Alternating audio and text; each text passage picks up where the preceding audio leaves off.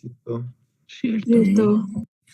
Ok, vamos a empezar a ver lo que es estos conceptos que tenemos aquí en pantalla, que es la tasa mínima aceptable de rendimiento, mejor conocida como TEMAR, el valor presente neto o BPN, y la tasa interna de rendimiento.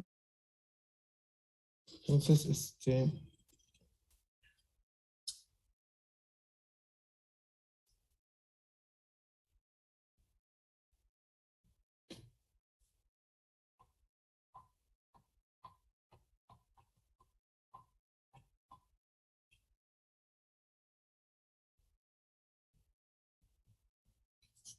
¿a qué nos referimos con los conceptos? Bueno, estos conceptos están relacionados a lo que es al proceso de toma de decisiones económicas, ¿no? Donde, eh, bueno, vamos a suponer que una persona posee una cantidad razonable de dinero, lo que constituye todo su patrimonio, ¿no? Y no sabe exactamente qué hacer con él. Tiene varias opciones. La primera es gastarlo mediante el consumo de cualquier bien o servicio. La segunda es invertirlo para especular, tal como comprar oro, adquirir acciones en la bolsa de valores, etcétera. Y la tercera es invertir en la instalación o compra de una empresa productora de algún artículo, ¿no?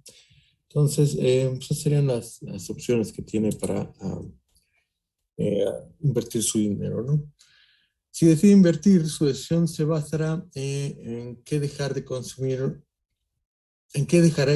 algo en el presente, pero podrá consumir más en el futuro. Su decisión es no consumir hoy, con la certeza de consumir más en el futuro, objetivo que alcanzará si su riqueza es mayor en términos reales en el futuro que en el presente, ¿no?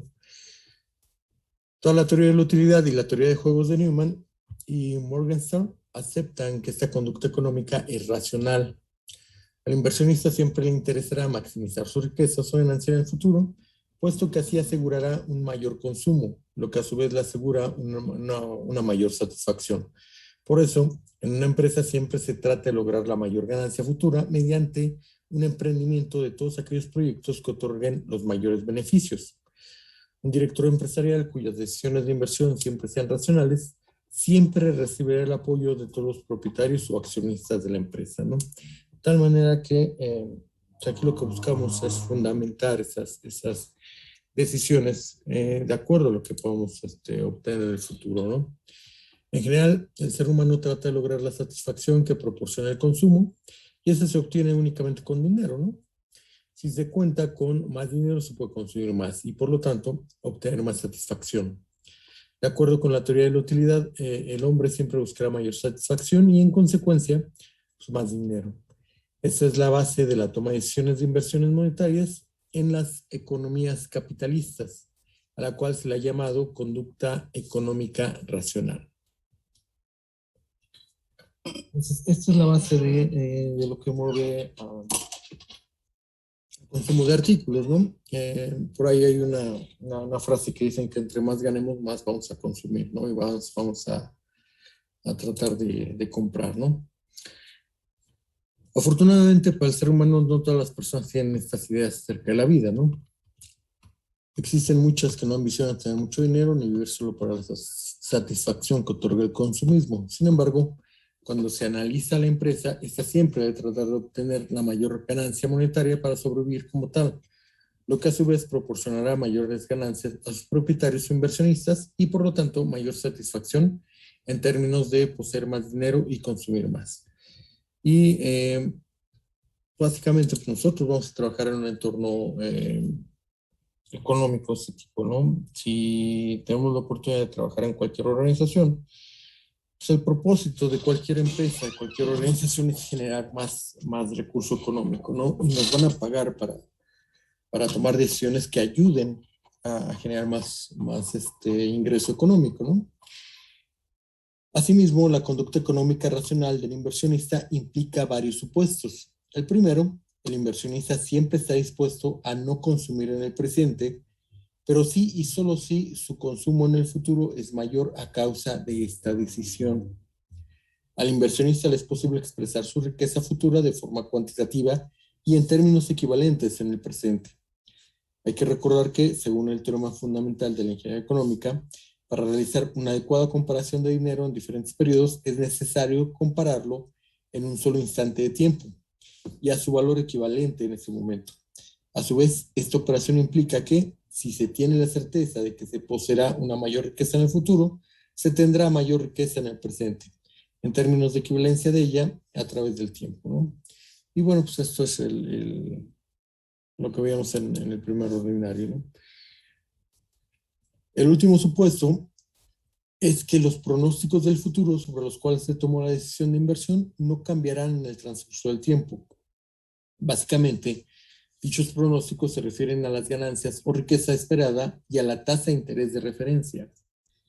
De esta forma, la primera regla para tomar decisiones de inversión como individuo y como empresa es que siempre se tratará de lograr la mayor ganancia o maximizar la riqueza para los accionistas.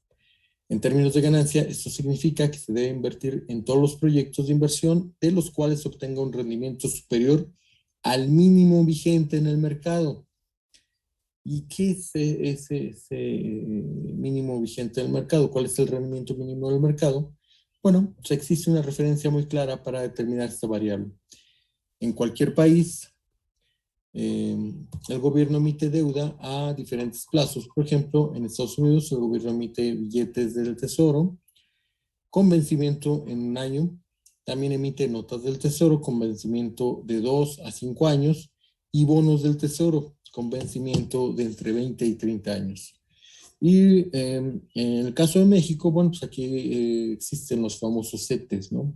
Los certificados de tesorería con vencimiento máximo de un año, así como otros bonos con diferentes vencimientos y otras herramientas que tiene el gobierno para capitalizarse, ¿no?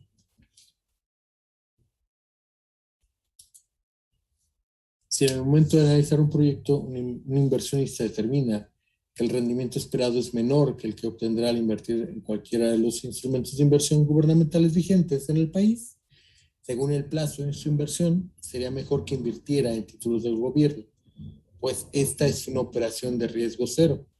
Obtener una tasa de ganancias mayor implica incrementar la riqueza del inversionista.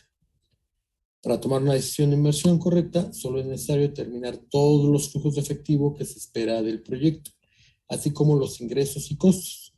También es preciso seleccionar de manera adecuada la tasa de rendimiento que se desea ganar, que debe ser superior a la tasa mínima vigente en el mercado, ya que se considera sin riesgo. Cualquier otra forma de inversión, ya sea especulativa o en la industria, implica un riesgo que puede ser muy elevado, ¿no? Y bueno, a final de cuentas, todos los, eh, así que eh, mecanismos de inversión o documentos de inversión que existen, se están en función a ese riesgo, ¿no?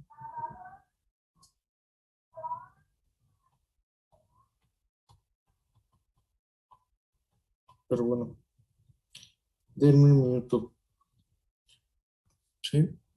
Espérame tantito. Bueno, ¿dudas de esto, chicos?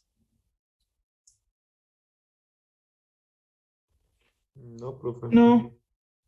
¿No hay dudas? Va, denme un minuto, espérame tantito.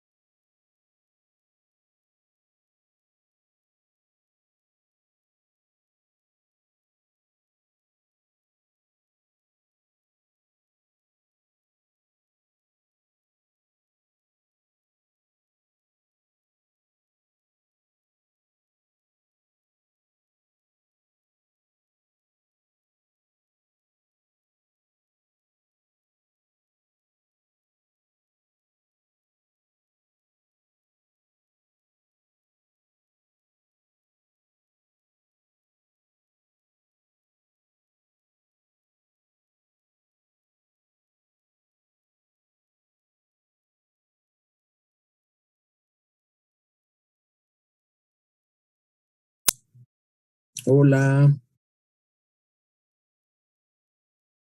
Hola, profe. La profesora. perdón, tuvimos aquí un pequeño contratiempo, pero bueno, ya me pude volver a conectar. ¿Qué dijeron? Ya se fue. No, profe, aquí lo esperamos. Ok, profe. Ok, perdón, una disculpa, pero ya ven que ahorita por aquí medio quiso llover, pero más que la lluvia fue un ventarrón marca Acme, mucho viento, pero bueno, entonces por ahí tuvimos un pequeño contratiempo con ese viento, pero bueno, ya regresamos. ¿En qué nos quedamos, chicos?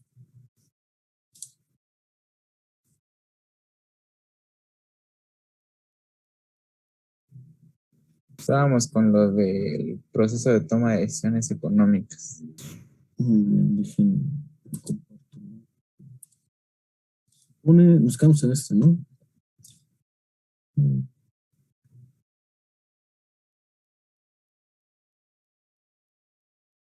En esta diapositiva. Esa. Bueno, muy bien. Y vamos a empezar a ver el primer concepto, ¿no? Que es la tasa mínima aceptable de rendimiento, o mejor conocida como TEMAR. Y bueno, antes de tomar cualquier decisión, todo inversionista, ya sea persona física, empresa o gobierno, o cualquier otro, tiene el objetivo de obtener un beneficio por el desembolso que va a realizar, ¿no? Recuerde que desde el principio se hizo la aclaración de que en este texto, bueno, eh, no vamos a analizar lo que es las inversiones de tipo social, ¿no? En este programa, ¿no? ¿Qué es lo que vamos a ver? Vamos a ver lo que son las inversiones de tipo eh, para proyectos, ¿no? Eh, ¿Qué es lo que, por lo tanto, vamos a partir del hecho de que toda inversionista debe fijar una tasa de referencia sobre la cual basarse para hacer sus inversiones? La tasa de referencia es la base de la comparación y el cálculo en las evaluaciones económicas que haga. Y si no se obtiene cuando menos esa tasa de rendimiento, la inversión, pues hay que rechazarla, ¿no? Aquí es importante que nosotros identifiquemos esa tasa de rendimiento, ¿no? Y el problema es cómo se determina esa tasa, ¿no? El caso del problema de tipo académico, no importa cómo se obtenga la TEMAR, ¿no? Pues el objetivo de la enseñanza es el dominio de las técnicas de análisis. Sin embargo, si se desea que se comprenda la esencia de tales técnicas, es necesario analizar al menos de forma breve cómo se obtiene la TEMAR y por qué debe considerarse como tasa de referencia, ¿no? Todo inversionista espera que su dinero crezca en términos reales, como en todos los países hay inflación. ¿Qué es lo que pasa con esta inflación, no? Aunque su valor sea pequeño, crece en términos reales significa ganar un rendimiento superior a la inflación, ya que si es igual a esta, el dinero no crece, sino que mantiene su poder adquisitivo.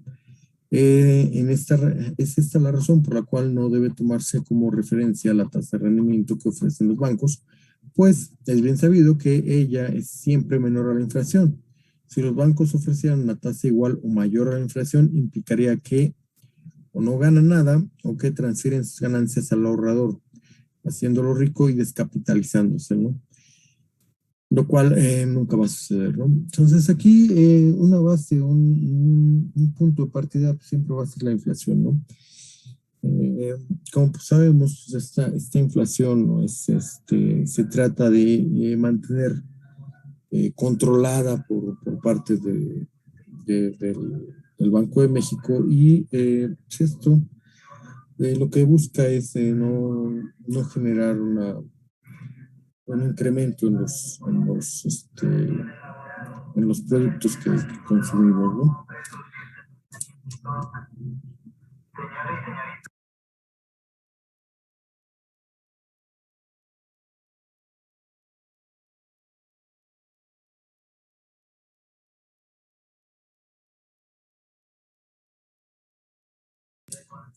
Bueno, perdón por los biscuits.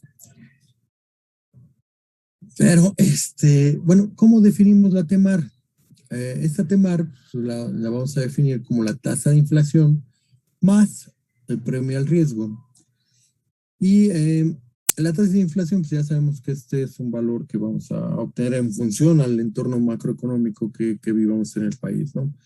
Pues esa inflación pues, está calculada de acuerdo a cómo se comporta la canasta básica y sobre todo estos productos que están dentro de la canasta básica, que actualmente también tienen otra situación a la cual nos enfrentamos, ¿no? Esta canasta básica pues, va cambiando cada cierto tiempo, ¿no? De repente entran los productos, salen otros y así la llevamos para tratar de controlar esta inflación, ¿no? Y esa es la forma en la cual se está calculando ahorita la inflación en México, ¿no? ¿Qué pasa con el primer riesgo? Bueno, este segundo término que tenemos aquí para calcular la TEMAR significa el verdadero crecimiento del dinero y se le llama así porque el inversionista siempre arriesga su capital, siempre que no invierte en el banco, por lo cual merece una ganancia adicional sobre la inflación. Como el premio es para arriesgar, significa que a mayor riesgo se merece una mayor ganancia. La determinación de la inflación está fuera del alcance de cualquier analista o inversionista y lo más que se puede hacer es pronosticar un valor que en el mejor de los casos se acercará a lo que sucederá en la realidad. Lo que sí se puede establecer cuando se hace la evaluación económica es el premio al riesgo. Entonces, el premio al riesgo es el con el cual nosotros vamos a poder jugar y analizar el comportamiento de esta TEMAR, ¿no? O de esta tasa mínima aceptable de rendimiento. La segunda referencia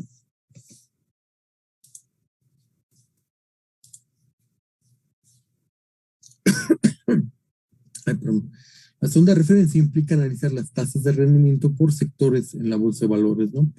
Hay que suponer que se desea invertir en el área de productos químicos y por un lado debemos observar cuál ha sido el rendimiento promedio de las empresas en ese sector que cotizan en la bolsa de valores y por otro conocer el valor real de la inflación.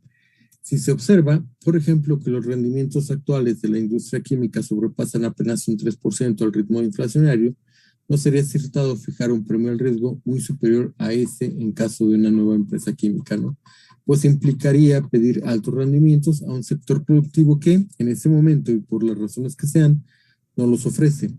Ya será decisión de los inversionistas arriesgarse en esas condiciones, ¿no? Y bueno, aquí necesitamos tener un parámetro, ¿no? Para poder ver cuál sería nuestro premio al riesgo, ¿no?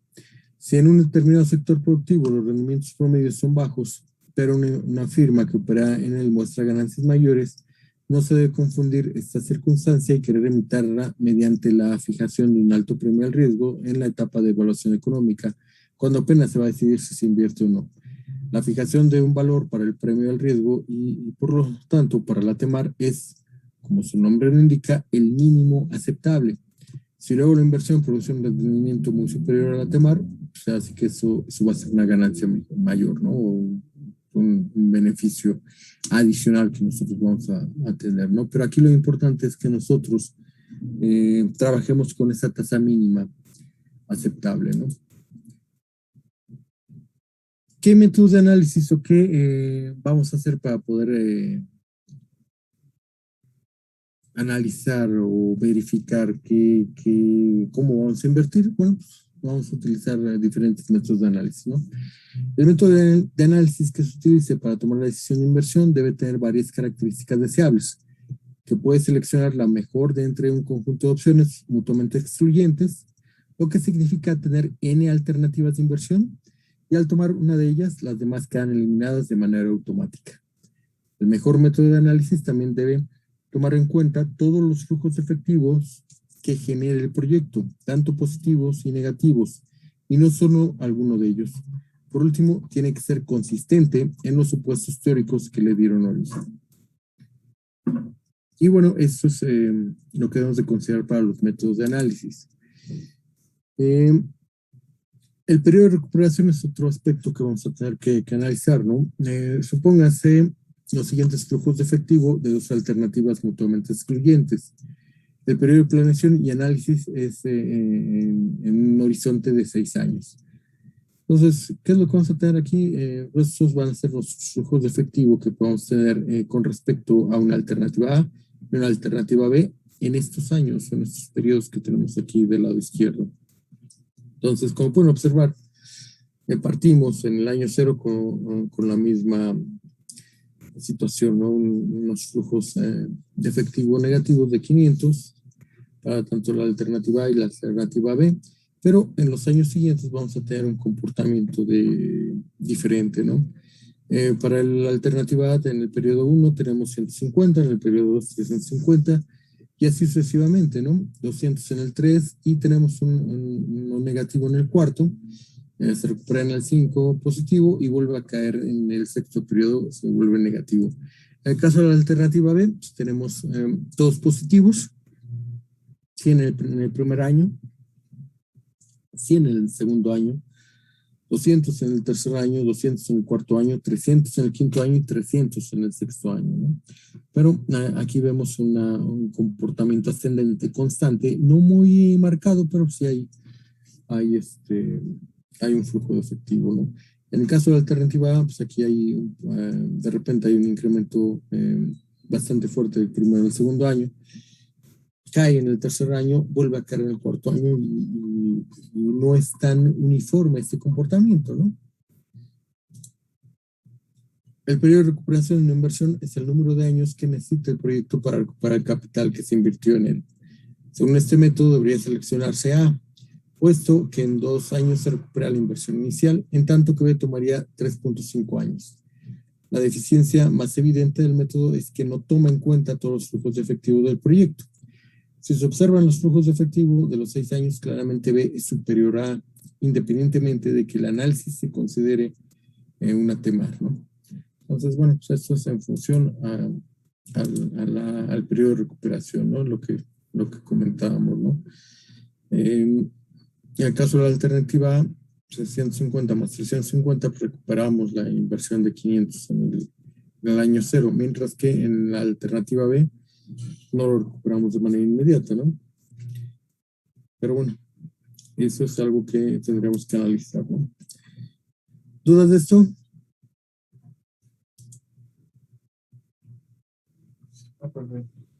No, profe. Bueno.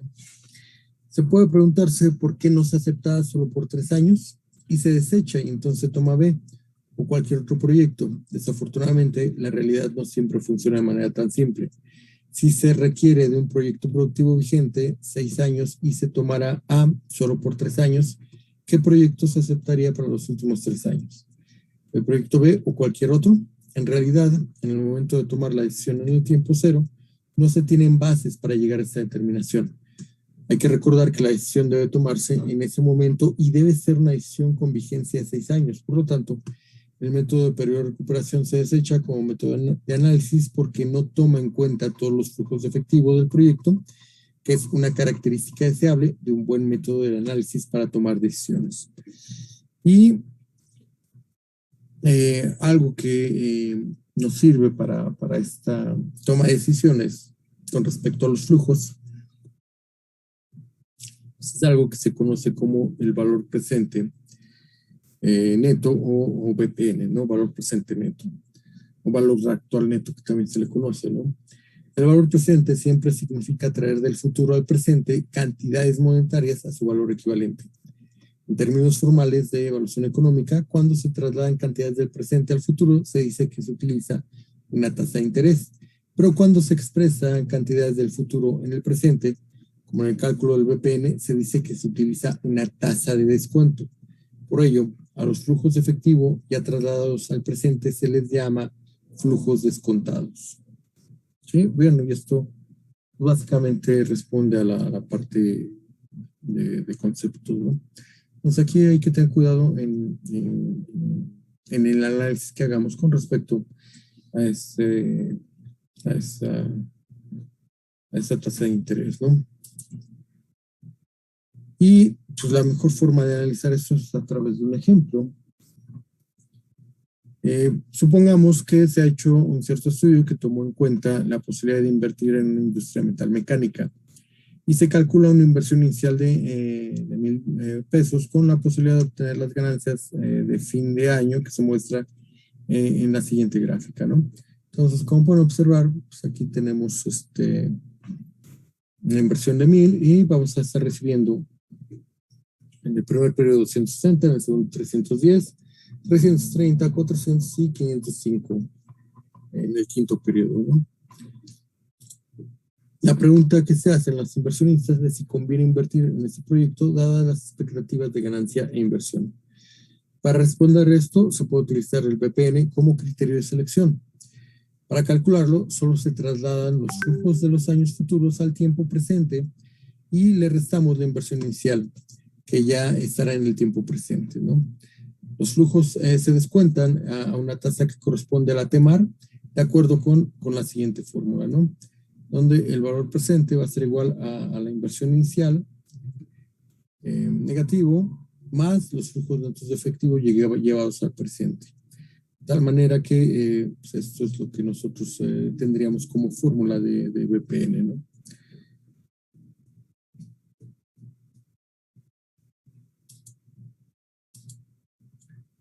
Como ya se mencionó, el inversionista fija la TEMAR con base en el riesgo que él mismo considera y tiene la inversión que pretende realizar. El análisis de riesgo puede ser cualitativo, es decir, que el inversionista lo determina a partir de su experiencia, o bien puede ser cuantitativo. Como quiera que sea, suponga que hay 6 diferentes inversionistas que desean poner su capital en la industria metalmecánica del ejemplo anterior, y cada uno tiene una percepción del riesgo muy diferente. Es decir, han asignado una TEMAR distinta a la inversión. Y por lo tanto, cada uno de ellos obtuvo un BPN diferente, ¿no? De tal manera que nosotros podemos obtener esta tabla donde tenemos los inversionistas, tenemos una tasa mínima aceptable de rendimiento con diferentes porcentajes y tenemos el valor del BPN, ¿no? Entonces, como pueden observar, pues este BPN se va a comportar de manera distinta en función a esta tasa mínima aceptable de rendimiento. A mayor tasa o mayor porcentaje, vamos a tener un mayor valor presente neto, ¿no? Si nosotros queremos ganar un 30%, pues, como pueden observar, el BPN va a ser negativo. Y por lo tanto, pues a partir del 25% de tener valores negativos, ¿no? Entonces aquí pues, lo que tenemos que cuidar es esta tasa mínima aceptada de rendimiento que nos va a permitir tener un comportamiento más real de lo que sería el proyecto que estamos evaluando, ¿no?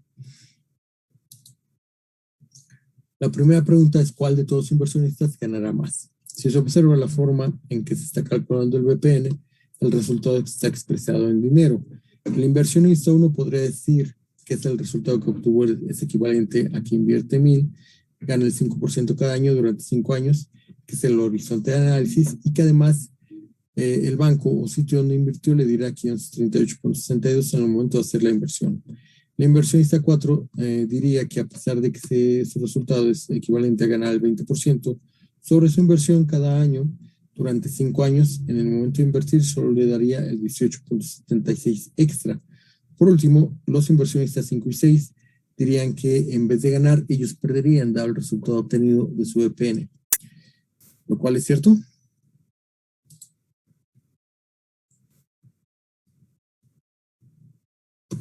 Pues no creo que pierdan así, profe. No, la realidad es que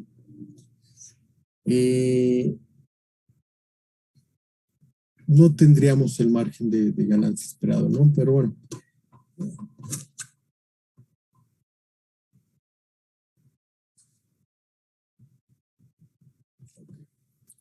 Entonces, observe que se utilizó la expresión su resultado es equivalente a. Y lo cierto es que todos ganan lo mismo. Esto puede comprobarse fácilmente si se considera que los flujos de efectivo de la gráfica siguiente no cambian para ninguno de ellos. Por lo cual, todos ganarían lo mismo. Entonces, ¿qué interpretación de darse a los VPNs que se obtuvieron? El BPN, tal como se calcula, simplemente indica si el inversionista ha ganado aproximadamente el porcentaje de ganancia que él mismo fijó como mínimo aceptable. Eso significa que para los inversionistas 1, 2, 3 y 4, que solicitaron una ganancia de menos del 20%, para aceptar invertir, el proyecto del ejemplo anterior definitivamente ofrece un rendimiento superior a lo esperado, ¿no? En el caso de los inversionistas 5 y 6, no es que pierdan se invierten, sino que la interpretación es que el proyecto no proporcionará la ganancia que ellos desean como mínima para realizar la inversión. Es decir, el proyecto no rinde el 25% y menos el 30%. Por tal razón, los criterios para tomar una decisión sobre el BPN son los siguientes. Si el BPN es mayor que 0, es conveniente aceptar la inversión, ya que se ganaría más del rendimiento solicitado. Y esto es importante señalarlo, ¿no? En el caso del BPN menor que 0, se debe rechazar la inversión porque no se ganaría el rendimiento mínimo solicitado, ¿no? Entonces, esto es en cuestión de expectativa, ¿no? Y sobre todo, el análisis del valor futuro llevado al presente, ¿no? Entonces, aquí es importante que nosotros identifiquemos perfectamente esa tasa mínima aceptable de rendimiento que nosotros queremos determinar, ¿no? Y por lo tanto, pues, ¿cómo nos quedaría esta gráfica o la gráfica del valor presente en función a la tasa mínima aceptable de rendimiento? Pues nos quedaría de la siguiente forma, ¿no? Donde, como pueden observar, pues esto es lo que nos daría el BPN con el 5%, con el 10%, con el 5%, y con el 20% pues prácticamente ya se hace cerca a 0, ¿no? A partir de un 21, 20 y tantos por ciento, pues ya empieza a tener valores negativos. Ya llegando al 25%, pues ya el valor es netamente negativo, igual el 30%.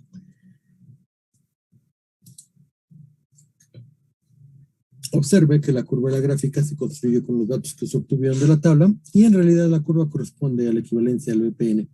Eso significa que el BPN que gana el inversionista en más 5%, que su temar, que lo que ganan los demás inversionistas a sus respectivas temar. De nuevo se repite el hecho de que todos los inversionistas ganan lo mismo, puesto que los flujos de efectivo de cada año no cambian para ninguno de ellos. Y todas estas ganancias equivalentes al mismo tiempo son equivalentes a ganar la tasa anual de rendimiento que genera la inversión por sí misma. Y bueno, este sería el primer criterio que vamos a analizar, ¿no? Que es el valor presente neto. ¿Dudas de esto?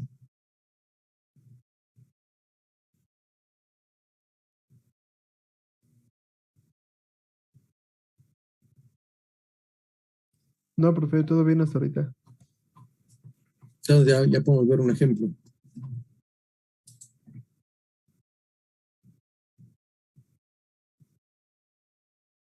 ¿Cierto o falso?